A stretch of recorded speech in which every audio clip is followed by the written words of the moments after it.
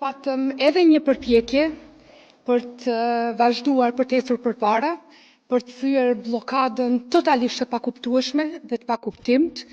në konstituimin e institucioneve, duke filluar nga konstituimi i kuvendit.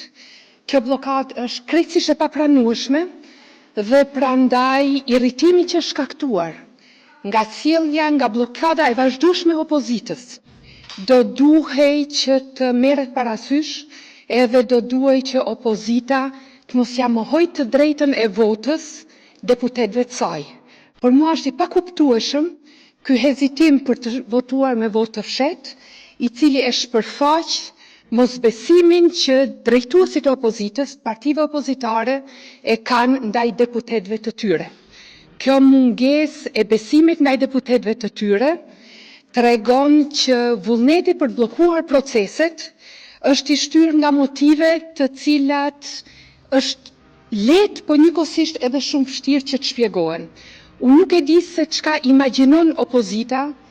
në ditët e saj të mira se si mund të dalim nga kjo situatë, mirë po përpjekja për shfrytzuar votën e fshehtë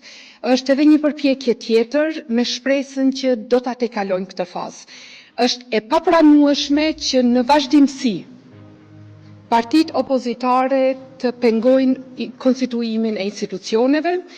edhe kushtetuta, edhe gjykata kushtetuese, edhe rregulloria e kuvendit, të trija këto instanca e përcaktojnë sakt se kush e propozon kryetarin e kuvendit, nuk e vën në diskutim propozimin e për kryetar të kuvendit nga partia fituese, prandaj të gjitha këto janë filma, janë finte të cilat duan të çojnë në blerje të kohës për të arritur diçka të cilën opozita duhet na tregoj tani. A është kjo diçka përpjekja për të krijuar një qeveri të partive opozitare së bashku me listën serbe? A është që pazaret mes tyre ende nuk kanë sjellë rezultat, apo dëshirojnë ta çojnë vendin në zgjedhje të reja? Mendoj që paralajmërimi i vazhdueshëm i kryetarit të Partisë Demokratike Memri Krasniqi për zgjedhje të reja